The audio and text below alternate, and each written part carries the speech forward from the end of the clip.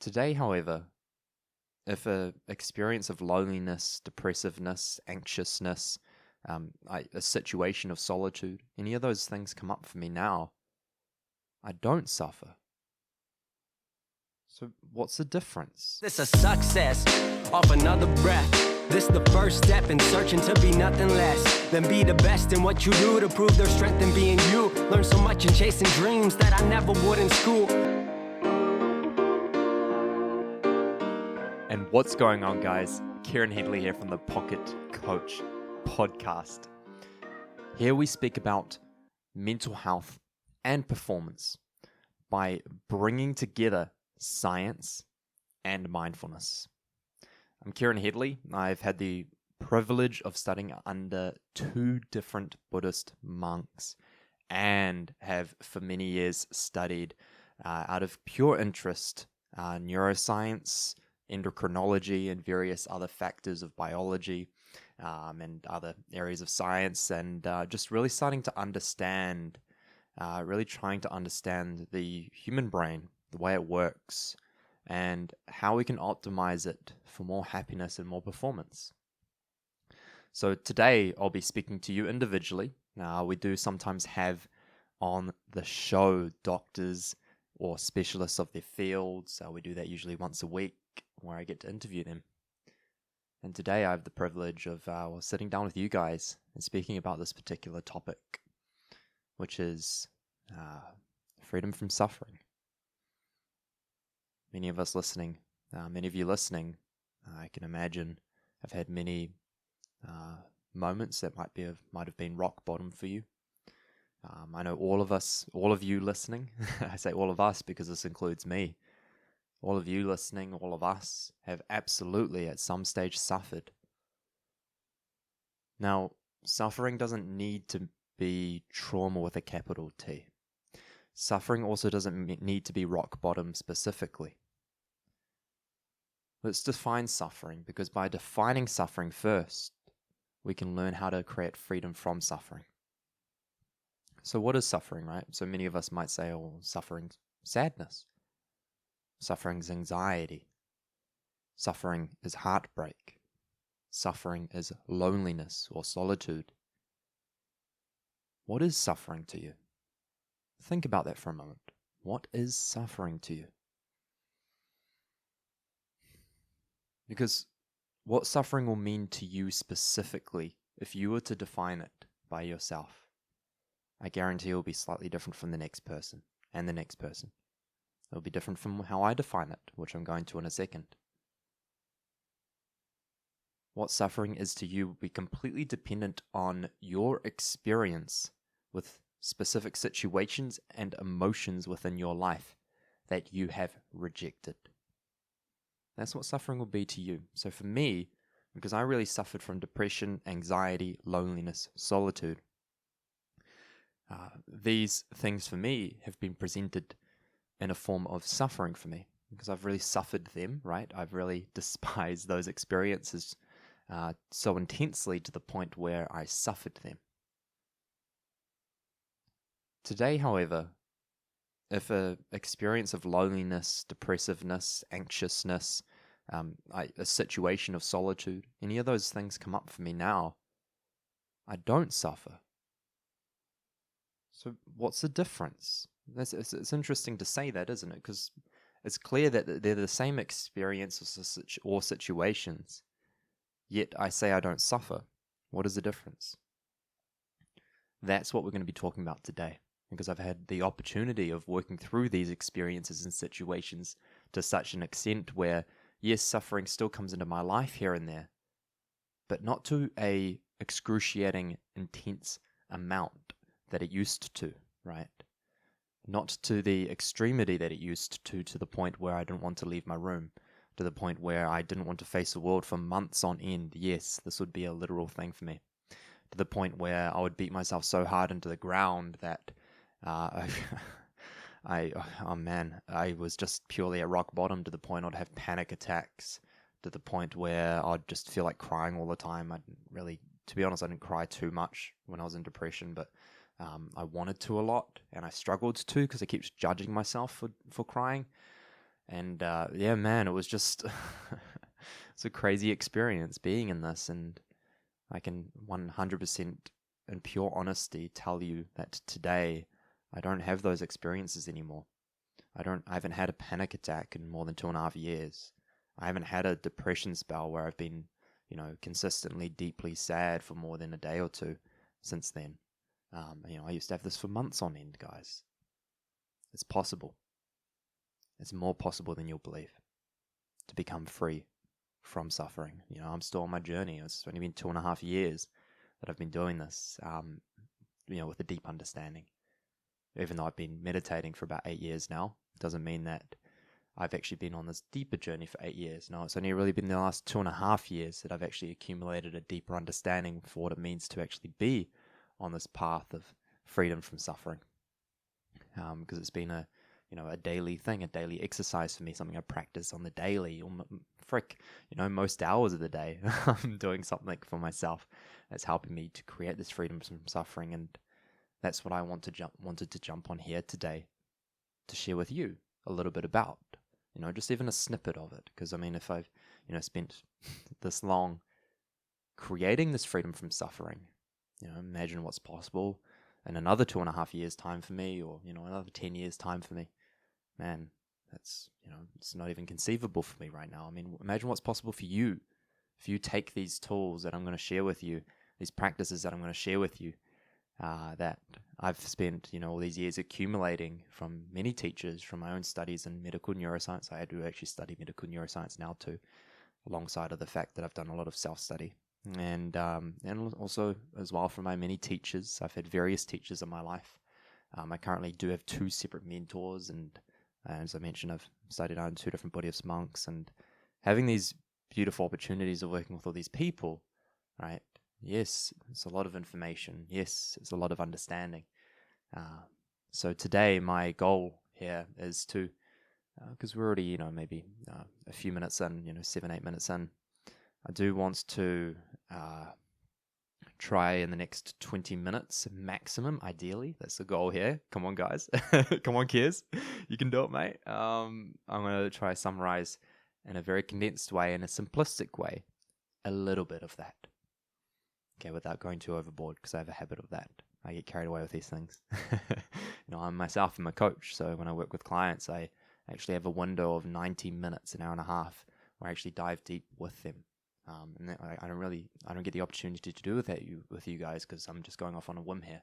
I don't have anything specific to work with, so we're going broad here, but I'll do my best. Now, suffering. In order to become free of it, we must first define it. So how do we define suffering? Let's keep it simple. Suffering is the expectation that something else is better than it is now. Suffering is the expectation that something else is better than it is now. That's it. What am I speaking about here with the something? What's the something? Well, it's how I'm feeling. It's what's happening around me. It's what's happening, quote unquote, to me. It's my current financial, romantic, social, career situation, family situation, right? It's my situation that I'm involved in. If any of these things are different to the way I expect them to be, so long as I'm present with those things, I will suffer. Now, there's nothing wrong. I use the word expectation here, which means there's nothing wrong with wanting or desiring, right? Or, yes, craving is not ideal, but even craving, just the genuine sense of craving itself, in a mild sense, isn't going to instantly make you suffer tremendously. So when I say expectation, I mean that you are expecting that the current situation you are in is better than what it is. That is it. That is absolutely it. And that either means external or internal. So if I'll use some examples there, right? If your partner is saying something to you that is different to the way you expect them to be saying it. For example, if you say to them, I love you, babe, and they say, love you, babe, and you're like, oh, I really wanted them to say, I love you, babe. This is the thing, guys, you know, like I used to have these things as well. Another example, right? If I'll just use the partner example again because it's easy. If a partner of yours, say, comes up to you and gives you a little hug, but you really wanted them to actually hold you or even kiss you on the cheek because you expected the hold embrace, you expected the kiss on the cheek, you will suffer just their slight hug. Isn't that crazy? You'll suffer something beautiful just because the expectation was more than what it was that you received, or different to what it was you received, right? So in other words, based on your perspective, something else could be better. Not based on reality, based on your perspective, okay? Now another example. Say you're earning $4,000 a month, but you expect, basically based on where you are holding your worthiness, you expect that you should be earning $6,000 per month. You're going to suffer the $4,000 per month. Even if when you're earning $3,000 per month, you're like, man, it'll be so nice to earn $4,000 per month. But now your expectations have changed. So now you suffer the thing that you wanted. Isn't that crazy? Another example. Say you've been working in your position for 2 years, and it's a promoted position, right? It's a position you had to work for. Wasn't there once upon a time when you craved that position? Now, because you've been working in that same position for 2 years, there's an expectation that your position should be exceeding that of what you are in the moment, right? So in other words, you expect yourself to be in a better position, therefore you suffer your current position. Another example, you start to feel a little bit negative, okay? You start having negative thoughts, but you are a positive person. How could you have negative thoughts? You're going to start to beat yourself up. Now, because the expectation is that Kieran should be having positive thoughts. Because Kieran should be having positive thoughts, okay? But Kieran is having negative thoughts. I'm going to suffer the expectation that I should have positive thoughts. I'm not actually suffering the negative thoughts. I have negative thoughts all the time. I just simply don't call them negative thoughts anymore. Therefore, how can I suffer them? They're just thoughts, right? That's the difference. So when there's an expectation there that something should be different to the way it is, I suffer. That's it. It's literally as simple as that, guys. No need to complicate it. Whether your relationship is different to the way you expect it should be, whether your financial situation is different to what you expect it to be, whether your emotions or your thought processes are different to the way you expect them to be, you will suffer. That is it. Okay, great. Now we know what it is. How do we create freedom from said suffering? Well, if the expectation is the variable here, what if we went the other side of expectation and we got rid of expectation entirely? Okay, well, great. How do we do that? At the end of the day, it'll be like I'll be able to survive better if I have $6,000 a month rather than $4,000 a month. I mean, I need my needs met because a relationship is a two-person creation. It takes two to tango in a relationship. My needs need to be met. Yeah, great, absolutely. But when it's an expectation rather than a desire, if you remember what I said earlier, you will suffer the expectation. So basically what will happen is in the relationship, you will overlook all the beautiful things in the relationship simply because you are noticing that these few things within the relationship aren't the way you expect them to be. Therefore, you suffer everything. Isn't that crazy? Same with the money, even if your money situation is better than what it was. Same with your position, even if your position is better than what it was. Same with your emotions. Even if you are having more joyful days per year now than what you used to 3-4 years ago, you're still going to suffer the joyful days. Okay. Even if you, say, have been having really bad days, many days this year, you're going to suffer the joyful days because your expectation is that your expectation is that your joy on average should be more than what it is. So basically, the moment that you feel joyful, because you're so afraid to feel sad again, you're going to suffer that fact that, oh man, I want to stay this way. I want to stay joyful. I want to stay happy. So you're going to start to suffer the finiteness of the joy. Isn't that crazy? So even when the joy is present, it's like you're suffering the joy just because it's going to end.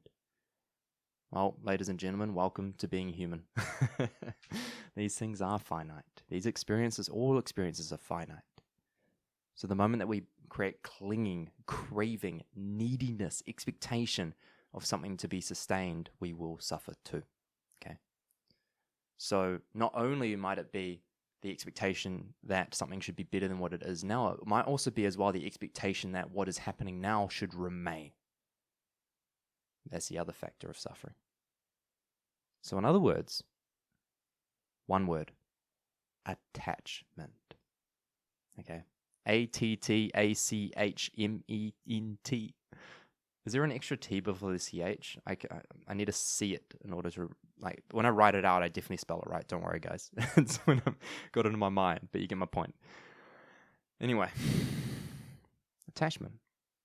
Okay, well, what is attachment? Attachment is essentially expectation. Okay, attachment is something that that we perceive as something that we absolutely need in order to be in some shape or form completed or fulfilled. Okay, that's attachment. I need this in order to be fulfilled or complete. That's attachment. So the moment that I say I need this in order to be fulfilled, whether it's I need my partner to act this way or to say these words, I need my money to be at this level, I need my room to be this tidy, right? I need myself to be under this body weight. Okay, I need myself to be under this body fat percentage. I need myself to be this warm all the time. I need myself to be this positive all the time, right? So it's attachment to a specific identity of self or a specific way of life, that the way life should be, right? So again, if we're attached to a sustained concept or just attached in general, we're going to suffer as well. So man, there's so many ways we can suffer. Isn't that crazy? Isn't that crazy? Now here's why this happens. Right, and I'm gonna also give you some good news. Don't worry. Right. First of all, the good news is, well, it's a very simplistic and straightforward way out. It's not simple to do. It's simple to explain.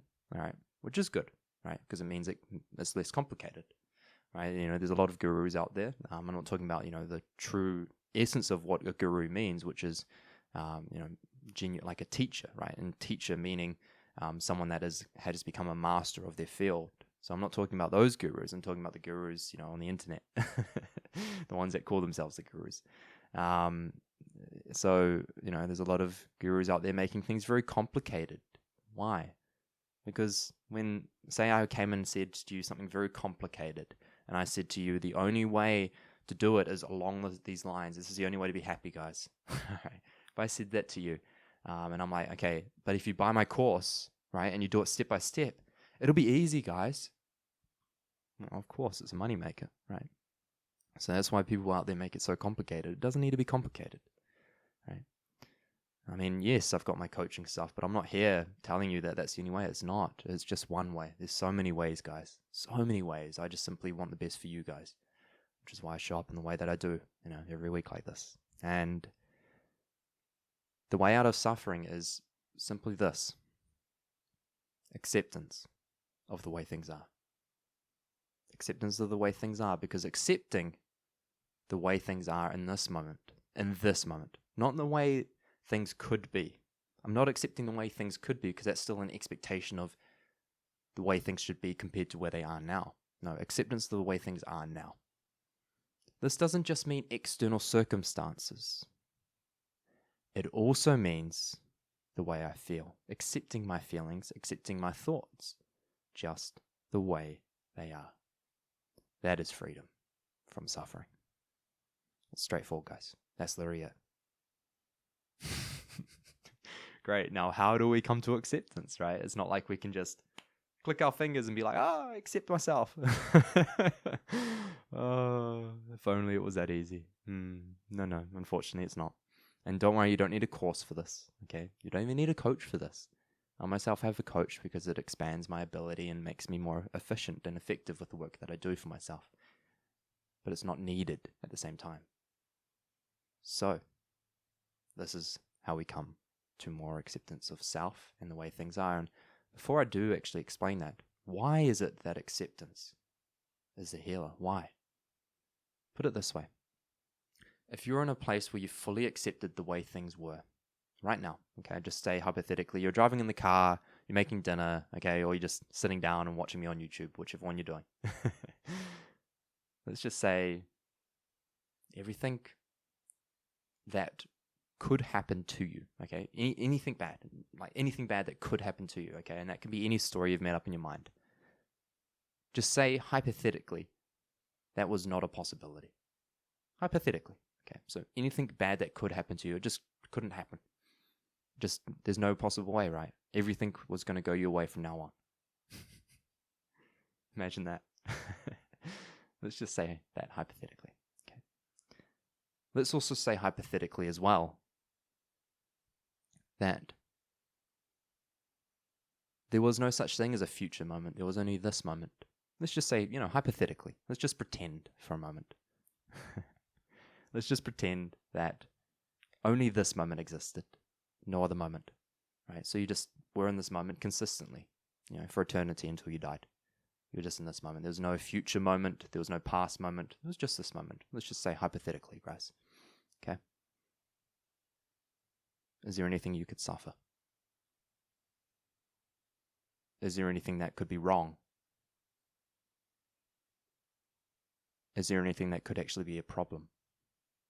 Now, you might say, well, Kieran, my car could break down. Yeah, but if you were in that moment with the car broken down, you couldn't compare it to when the car was working.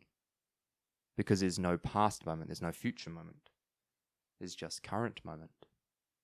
So how could you suffer the car that's broken down when you can't even compare it to when the car was moving because there's no existential factor of that?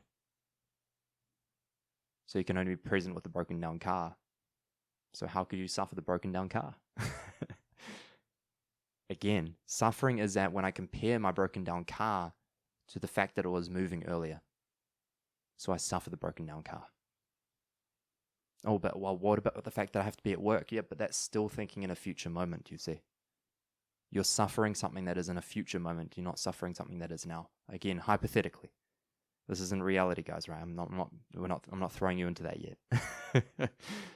Hypothetically, okay, you're only in that moment. Only that moment can exist. No future moment, no past moment. How could you suffer? You can't. You quite literally cannot suffer the present moment unless physical pain is happening to you. That is it. Heck, even physical pain, okay? Even physical pain doesn't need to be suffered. Well, what if my hand got chopped off, Kieran? Yeah, that would hurt like hell. But trust me, there's some incredibly tough nutter guys and girls and people and humans out there that have built up their ability to not suffer pain, because pain and suffering are two different things. Pain doesn't equate to suffering. Pain is simply an experience of the system. Suffering is the suffering of that experience. It's as Muji says, I'm not experiencing suffering, I'm suffering my experiencing. That's it. Because you can't experience suffering, you can only suffer your experiencing. So when your experiencing of something is not the way that you want it to be, you suffer it. You see, so even if it's pain, right? If it's the fact that you're trying to reject the pain, it's like, oh, I don't want to feel this pain right now, you're going to suffer the pain. Right? I've broken many bones, unfortunately. I've had many injuries, unfortunately. And yeah, they hurt like hell. And yeah, I suffered them because at the time I didn't understand this concept. But yes, this is also possible to not suffer.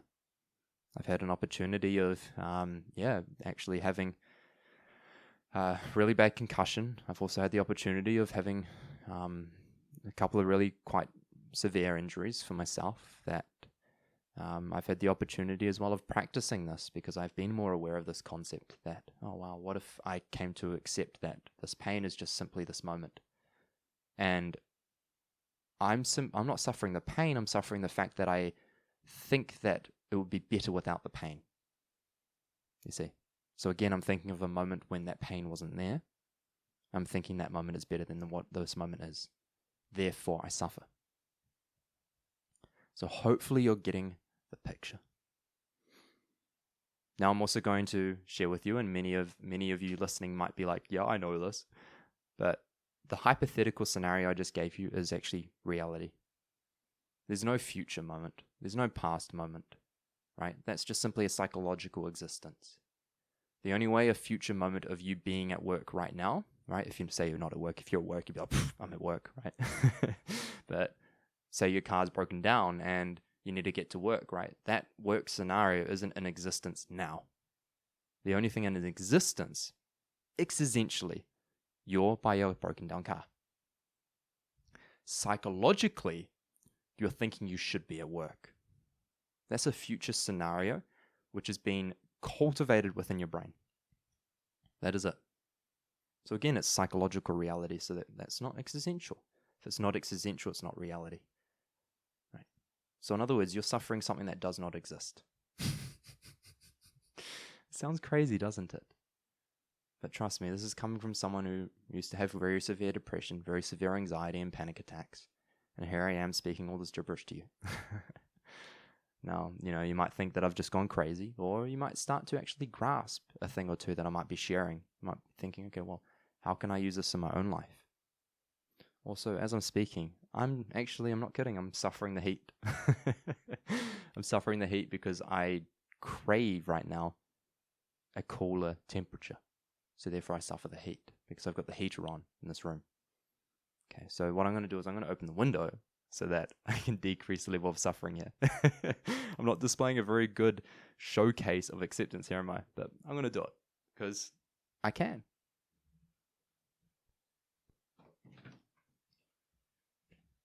There we go. Oh. That is much better. Yeah. So yes, that was a showcase of suffering in a very mild form, right? It's still suffering because I still felt that this moment wasn't as good as what the moment could be. Therefore, I suffered, right? Actually, sorry, let's rephrase that. I expected that this moment should be much cooler than what it was. Therefore, I suffered it, right? Because it was the expectation, it was the attachment to a certain temperature that I craved. Yes, the warmer temperature was uncomfortable, right? And was leading me to not being able to be as present with you guys because I was thinking about the heat. So, therefore, I suffered a little. Yeah. So, although the amount that I suffered, it was much less than what it might have been in the past, it was still there. So, it's still suffering.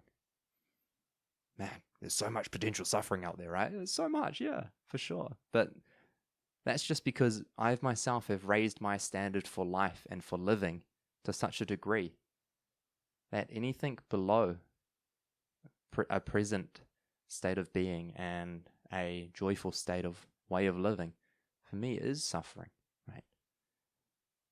But here's the thing. Don't suffer your suffering.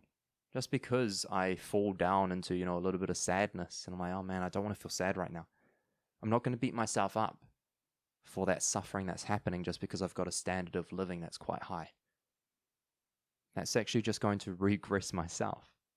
So it's not about setting an expectation that I should be at this level. No.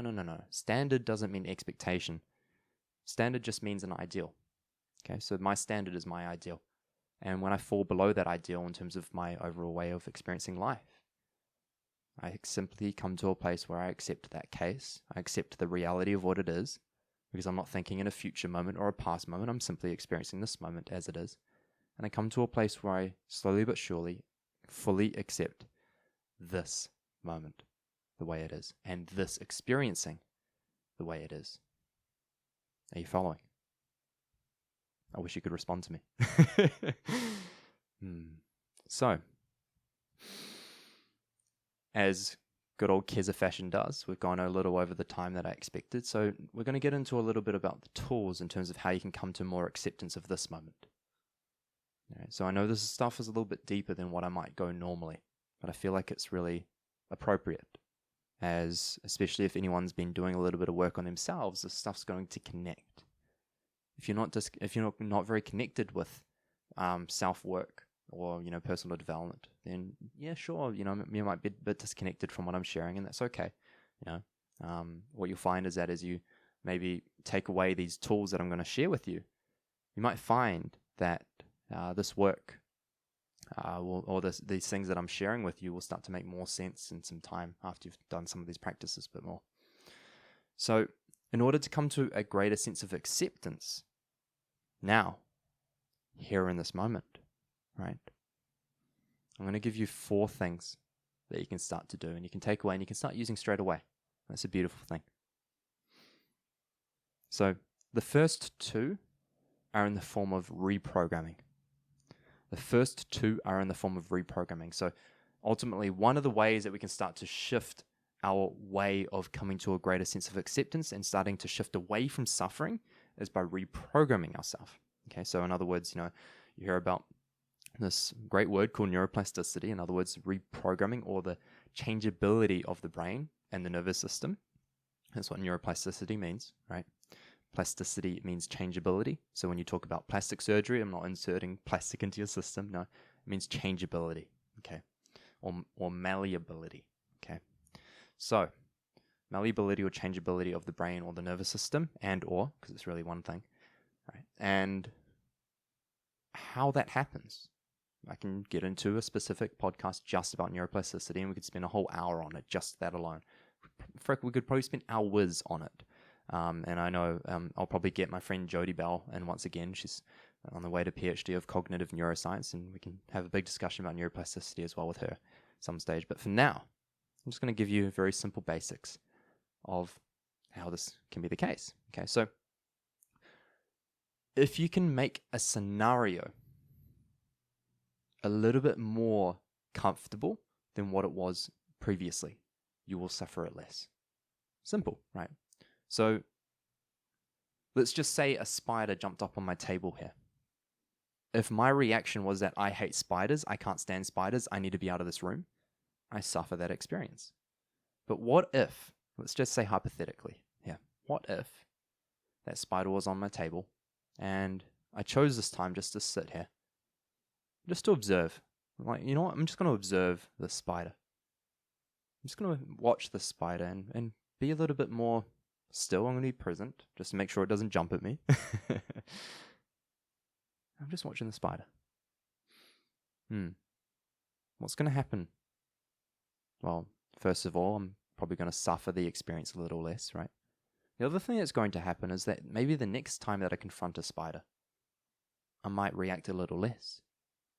And then if I practice the same thing of just staying in the parameter of, close to the spider and just observing it, then the next time I'll suffer even less, and then even less, and then you see where I'm going with this? It's the same with heights. It's called exposure therapy. Pretty straightforward, right? When we expose ourselves to something we don't like or we're afraid of, in time we become desensitized to it. As we become more desensitized to it, we suffer it less. Why? Because we're no longer expecting the moment or the situation to be different to the way it is, because we're not afraid of it, right? So there's 2 factors here. 1, if there's a perceived threat that is in play, my expectation that things should be different is going to be strong, right? That's the first thing. Secondly, if the amount of pleasure that's possible within something isn't as intense as what it could be, I'm also going to suffer the lack of pleasure. Okay, so I either suffer a threat or I suffer a lack of pleasure. Okay, so those are 2 things, and in this case, I'm suffering, right, the showcase of a threat. And the relationship scenario I shared with you, where I wasn't embraced as much by my partner as I hoped and wasn't given the kiss on the cheek, there was a lesser level of pleasure there compared to what it would have been, what I expected it to be. Okay, so there could have been more pleasure there, therefore I suffer the lack of pleasure, you see. So those are the 2 things. Okay, now if I can come to a place where the threat is no longer as much of a threat, you see, I suffer less because I'm showing myself that the spider isn't as dangerous as what I first perceived it to be, because it's just sitting there. It's not doing anything. And after some time, I become adjusted to the spider being there. I become desensitized to the scary 8 legs and the fur on its back and, and all those eyes googling at me. Sorry, you spider arachnophobes over there. Okay, yep, sorry, I had to describe it, but you get my point. I'm going to be less sensitized to it. I'm going to be more desensitized to it. Therefore, I'm going to see it as less of a threat, you see. Now, on the other end, if I'm in a place where the level of expectation I have through practice, right, and I'll tell you about this in a second, the level of expectation I have for my partner to hold me and embrace me and give me that peck on the cheek, when that expectation is less, I'm going to be able to enjoy and find more pleasure in just simply the hug. So how do we do this? Reprogramming. Okay. So the first factor of reprogramming is going to be a reprogramming through a threat. Right? Now this can also be used as well in a pleasurable scenario, but it's a little bit more easeful. It's a little bit more practical for a threatening scenario. Okay, that's why I've broken up into 2 parts. So this is called future journaling. Very simple. Okay, every morning you spend 5 minutes doing this. Okay, if you can do this every morning, it's going to start to help you. You're writing down scenarios that are perceived threats in your mind, whether it's jealousy, whether it's anxiety, whether it's depression, whether it's fear, whatever it is. Okay, you're going to write, when I would normally feel anxious, I am learning to feel peace. When I would normally feel anxious, I am learning to feel peace. And you're writing this physically, okay? Because the act of writing, by the way, guys, is a physical action. And in order to actually action a physical action, a thought is first required. You're quite literally triggering groups of neurons in your brain in order to do the writing process. In order to utilize the writing process, you're actually stimulating the language aspect of your brain, okay, or language aspects of your brain, I should say, that is therefore, right, triggering these words and the meaning of these words in your brain in order to enable the writing of these words. So when you're writing these words, you're quite literally instructing your brain that when I would normally feel anxious, I am learning to feel peaceful. Now what's going to happen is when anxiety starts to arise in the future, if you do this consistently enough, it's going to be like, oh wait, this is the anxiety. Oh yeah, I'm learning to feel peaceful in this experience, rather than I'm learning to suffer it, right? Because that's what we've been doing up until now. I'm learning to feel peaceful, right? Now the brain's going to trigger those groups of neurons that you've been programming in to trigger. And therefore, you're going to become more aware of the fact you're anxious. You're going to become more aware of the fact that you're learning to feel peaceful. And you're going to be more capable of shifting the experience in what you were in the past scenario. It's pretty straightforward, right? But this is consistent practice, like any habit. It's like if I throw you 3 juggling balls right now and say, go juggle, and you've never done it before, I mean, good luck with the Cirque du Soleil, right? However, if you practice enough, what happens? You can juggle. Fantastic. Same thing. You're quite literally programming your brain to understand a particular habit. Up until now, you've had the habit of rejecting the anxiety. So what happens when you start to embrace the anxiety, lean into the anxiety, and to learn how to find more peace within the anxiety? Wow, things would change, you see. So you're no longer reacting or resisting the experience. You're learning, quote unquote, keyword, you're learning to accept the experience as it is, you see. So another example, say you'd normally experience jealousy. I've experienced a lot of jealousy in my relationships in the past. It doesn't really come up for me anymore. It does a little bit, but not very intensely and very rarely. That's through practice, and it might be when I would normally experience jealousy in my relationship, I am learning to trust.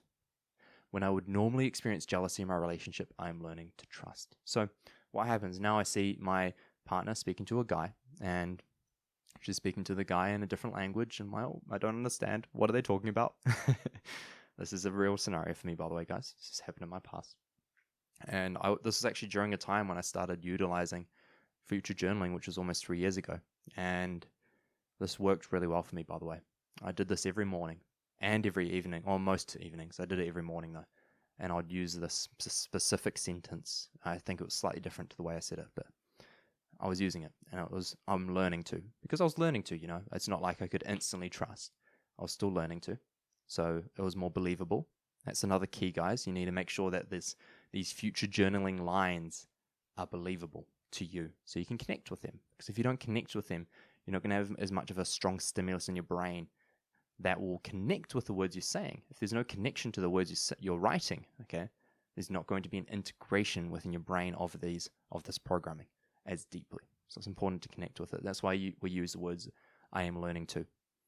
Okay. If you feel like you're there, great. I find trust instead of I am learning to find trust. You see? Great. But that wasn't me in the time. So when I would normally experience jealousy in this relationship, I am learning to find trust. I am learning to trust. Okay. Now what happened is she was talking to a guy in a different language, and I remember this specifically. We were rock climbing, and a strong sense of jealousy came up. And normally I'd be watching them like, Hawkeyes, like Gimli, I've got the ears of a fox and the eyes of a hawk. Okay. Yeah, that was like me, man. Frick. I'd scope it out. I'd hold the gaze, and the jealousy would build, the rage would build, right? This would become a very pent up experience for me. So what would start to happen is, with all this building up, I was suffering tremendously. And then afterwards, I'd take it out on her, right? Probably not directly because of about the experience itself, but it'll build up. I won't be able to communicate it. And then come like another experience that I didn't like, explosion, right? I'd unleash because I'd be so frustrated and scared and afraid because I couldn't communicate my feelings because I didn't feel good enough with the feelings. And I mean, how could I? I mean, she wasn't doing anything wrong, right? So I felt wrong for even feeling that way. But yeah, anyway, what happened was I eventually came to a point when this didn't create an explosion. And I came to a place of acceptance. How? Because I continued to practice writing these words. When I would normally feel jealousy, I am in this relationship, I am learning to find trust. Okay. These are the words that I connected with. Use them in the way that you will, that connects with you. So when the jealousy started to arise, we're at this rock climbing place. I remember seeing it and taking a few deep breaths. Like, you know what? I'm choosing to trust today. I'm going to trust. Yeah. And I went off and climbed another rock climbing wall. The jealousy was still there, guys. It was still there. But I was building the trust. I knew that, and based on my journaling, I was learning to find trust. It's not that I trusted, it's that I was learning to find trust. So I was able to tell myself, okay, this is a learning, this is a practice, this is training for me. So what I was able to do is I was able to actually focus on what I was doing, which was rock climbing, and enjoy it. And then afterwards, I was able to just talk with her, and actually I was met as well, interestingly, by a more beautiful energy. Probably because I didn't try to intervene. Probably because maybe she didn't notice me watching like a hawk. Maybe because I came with a more beautiful rather than a standoffish energy afterwards, because I was more free myself as well. So I was met with almost a gratitude because I was more free with myself, therefore enabling her to be more free. Because it's not the other way around, right? If I'm being constrictive of others, it's because I'm constricting myself. The moment I start to break down my walls of how I think things should be is the moment that I'm able to allow others to be more free too, you see. So don't wait on others to enable your freedom, because it will never happen. It doesn't happen that way, right? Don't expect others to come breaking down your walls. You're only going to get triggered. Only you can bring down those walls and feel safe about it. Because what most people do is they build walls thinking that this is their security. Unfortunately, today's walls become tomorrow's prison. So in order to free yourself from that prison, you need to slowly deconstruct those walls. So until the point, deconstruct them a little, feel a little more safe. Deconstruct them a little more, feel a little more safe, right? So you're slowly adjusting to the less amount of walls in your life. And as you do, you feel safer with the expansion, right? So this is how future journaling works. You can message me with some questions about how else you can explore it. But it's pretty straightforward. All you're doing is you're taking a current experience and you're writing a new experience that would be ideal that you can connect with. And you do that 3 to 5 minutes every morning, ideally, and every night if you can. And you'll start to notice shifts. So that's the first practice. Very straightforward. The second practice, okay, is reprogramming using the breath. So when you'd normally experience an unideal situation that is not as pleasurable as you'd expect it to be, or a threatening situation where the spider's on the table and you're an arachnophobe, right? So you run for the hills. You come to breath, because what happens is a reaction happens in your body. Excuse me. That was a chocolate burp, by the way. So a reaction comes up in your body where your nervous system, your sympathetic nervous system stresses, your amygdala becomes upregulated, which is a strong fear region in the brain. Your hypothalamus stimulates and you produce a whole lot of, your adrenals become very stimulated, right? So now you're producing a lot of epinephrine, norepinephrine, and cortisol. In other words, adrenaline in the body, adrenaline in the brain, and this prolonged stress chemical called cortisol. So all the stuff's being stimulated in the system, and you either fight, freeze, or flight, the 3 Fs, okay? Now, in this scenario, you can only be in programming, you can only be in conditioning, because in fight, freeze, or flight, that is a programmed reaction of the system to keep you safe. Okay. Now, in this state, you're always going to revert back to an old thing you did. You can never do a new thing, so long as you're in a reaction. The only way you can do a new action is by coming to a place where you feel safe and secure, and you accept the scenario or situation you're in more. How do we do this? Breath. By changing the breath, because the diaphragmatic muscle is the only skeletal muscle in your system that you can both allow to occur unconsciously and you can stimulate consciously, because you can allow it to move normally, which is just your normal breath when it's regulated, when you're not thinking about the breath, and you can manipulate it. I can change my breath, or the pattern that I'm breathing. I can stop my breath. How? By manipulating my diaphragmatic muscle, you see. So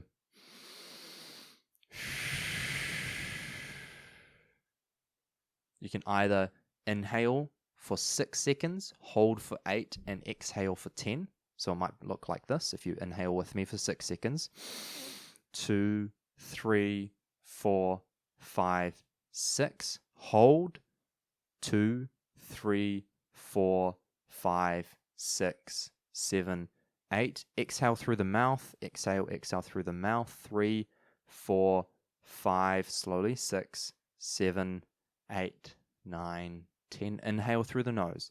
2, 3, 4, 5, 6. Hold. 2, 3, 4, 5, 6, 7, 8. Exhale through the mouth. 2, 3, 4, 5, 6, 7, 8, 9, 10. In through the nose. 2, 3, 4, 5, 6. Hold. 2, 3, 4, 5, 6, 7, 8. Exhale through the mouth. 2, 3, 4, 5, 6, 7, 8, 9, 10. Return back to normal breathing. So if you do this at least 3 times, ideally, about 6 rounds or 8 rounds is actually quite an ideal number, you'll find that your body will be more destimulated. In other words, you'll be in a less reactive state.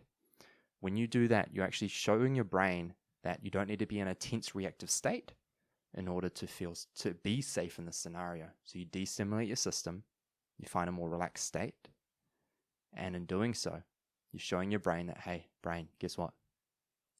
You can actually be relaxed in this moment, and you'll still be safe. If you show your brain that through using the breath to come to a more destimulated state, you start to desensitize yourself to finding a sense of safety and security in this moment. So therefore you become less reactive, therefore you suffer the moment less. So you've got to practice it through the breath, okay? And using the breath, you can come to a more desensitized state. You activate your parasympathetic nervous system, which is your sort of rest, digest. In other words, your calming system is your calming system, or your destimulated system. When you're in this destimulated or calming system, your brain perceives that things around you or things here, things right now are safe. Okay. But you've got to prove to yourself that.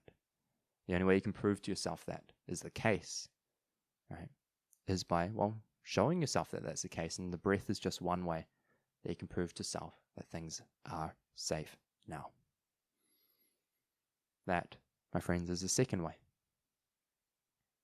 That's the second tool that you can take away. Use your breath more often and become more destimulated in moments that would normally trigger you using the breath.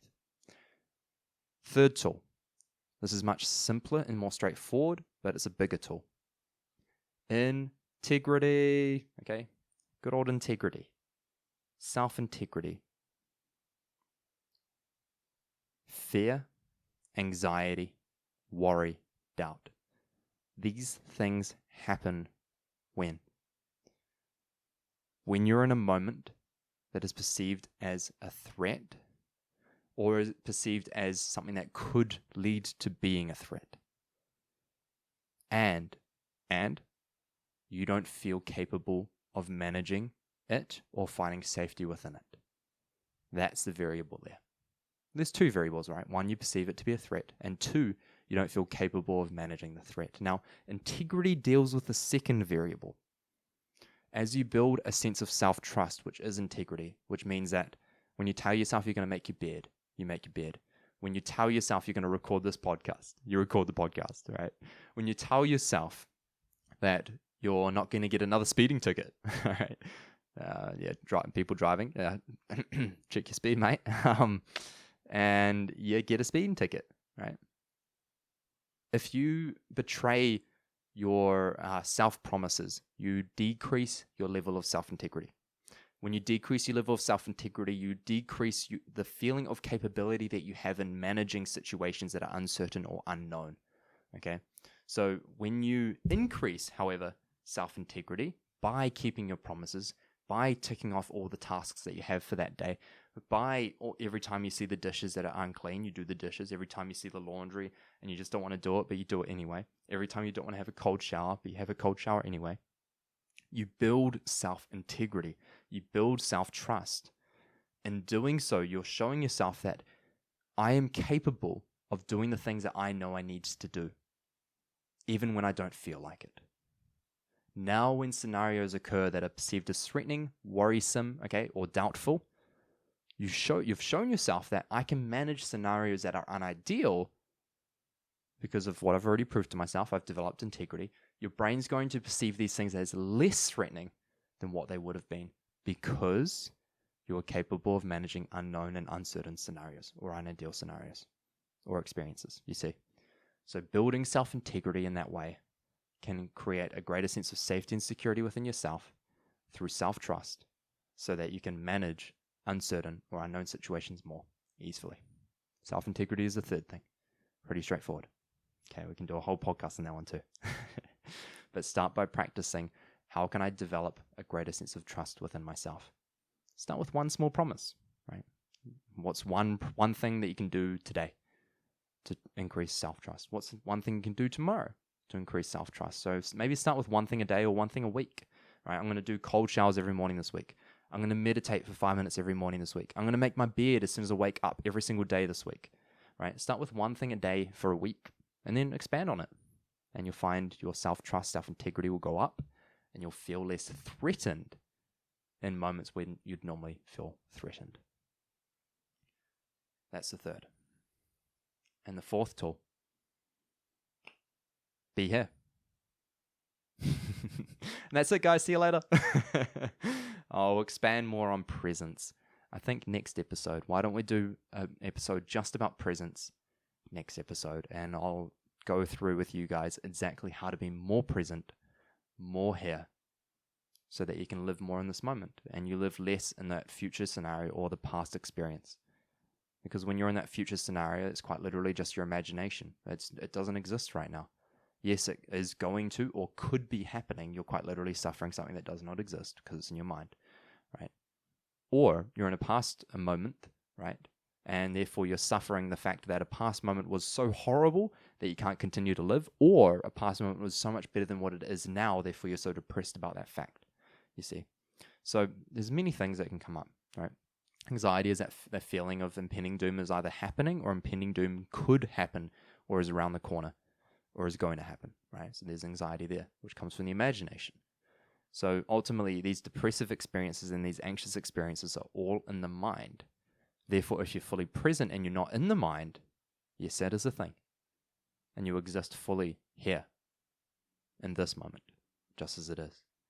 When you look around, wherever you are now, whatever you're doing, whatever you're watching, you look around and you notice your scenario, your situation, everything around you. You notice all your 5 senses, right? Smell, taste, touch, sound, sight. And you really tune into that and really be here, right? You'll realize that there's really no problem. The only real problem would be if someone was holding a knife or a gun. That's really the only real problem that would be the case. But everything else, no. You're not going to die in 2 seconds. You're not going to starve in 2 seconds. You're not going to dehydrate yourself in the next 2 seconds, are you? You know you're safe. You're still listening to this podcast right in this moment from when I started talking about it. Therefore, you're actually safe. Therefore, you're actually okay. But it's a perception that it's not going to be okay because, by the end of this week, I'm not going to have any more money. Therefore, I won't be able to eat. Therefore, I'm going to starve, right? So that's where the brain goes. But that's not the truth. How many times have you told yourself that you have anxiety over money, yet here you are 1 year after developing that anxiety over money, and you're still alive? That anxiety was unnecessary. You're actually fine. You found a way. You'll continue to find a way as well, I guarantee it. You will. Especially if you're listening to this podcast, you've probably got an iPhone or a Mac, right? You could probably sell that and then get by on, another month's of food, right? So yes, these things, you actually would be able to find a way, even if that was the worst case scenario. But the brain doesn't believe that. The brain thinks that this current way of life is the only way of life. If it has to be any other way, I will suffer it. So that wraps us up, okay? Presence is something we'll dive into more next week. Use these tools. Use them. Don't just listen to them. Don't just think, oh yeah, Kieran, that's great. Okay, I'll do it. No, actually do it. Okay, I don't do this for free for nothing. Okay, I do this for free because I want people that will actually use these tools to take them and use them. Okay, please. Thank you. Yeah, it's a future thank you. In hopes that you actually do it. So please, I do this for free because I actually, with greatest hope that you do take these away and use them. Okay, so please do. That was a longer podcast than I anticipated. Yeah, I'll just go for another 20 minutes. 45 minutes later. Sorry, guys. I'll do my best to shorten these ones down to the 20 or 30 minute mark maximum on the Thursdays more often. So we'll do some housekeeping now really briefly. All right. For those that are listening to this in the first few days of release, I will be doing a open-ended podcast on Saturday in Takapuna. Unsure of the time yet, probably midday. All right, but keep an eye out on my Instagram at Coach Keza. Coach Keza, K-E-Z-Z-A. And in Takapuna of Auckland, New Zealand. All right, myself and my amazing assistant Selena, all right, or in other words, Selena Creative, you can find her on Instagram as well. We'll be doing an open-ended podcast. I'm going to sit there with a couple of mics, and you can come and join me and just jump on the other podcast mic, and we can just have a conversation. You can ask some questions, or we can just have a yarn. It's great, right? So that's what we'll be doing this Saturday. All right, I'm recording this on the Tuesday, so it will come out on the Thursday morning, and then we'll be doing the podcast on the Saturday. This will then be released in episode snippets going forward, and I'll also as well I might do my chat on presence then, actually. So if you want to hear more about presence live, then come join me in Takapuna. That'll be fun. I'd love to meet you. Now, this podcast doesn't grow on its own, right? I don't have paid advertising going around, right? I literally do this completely free. I didn't put any money into it. Okay, actually, to be honest, I put a lot of money into it. Right, I had to buy these mics, so like the camera that I'm on, right? I had to buy all this equipment, right? I have to, pay my assistant, like all these different things, right? My money does go into it quite a lot, to be fair, but I don't use any money to advertise it. So it's all organically grown. So therefore, I do rely on you guys to speak to your friends, your family, or your social media community about it. If you do find value, if you found any sort of value in it, then please do us a good old favor and share it, subscribe to the channel, and give us a good old rating. Those really go a long way, and it helps us to reach people that do need this information more as well. So I think that's it, guys. Yeah, as mentioned, it really does help when you do any of that stuff. You can follow us on Instagram. Also, this podcast has its own Instagram, The Pocket Coach, which is great. And if you guys have any further questions, or you have any ideas for future podcasts, then actually send me a message on Instagram or send me an email. A lot of that description, or a lot of that stuff's in the description of the show notes of this podcast as well. You'll be able to find the links there for that stuff. And I'll see you next time. I love you guys. Take care of yourself.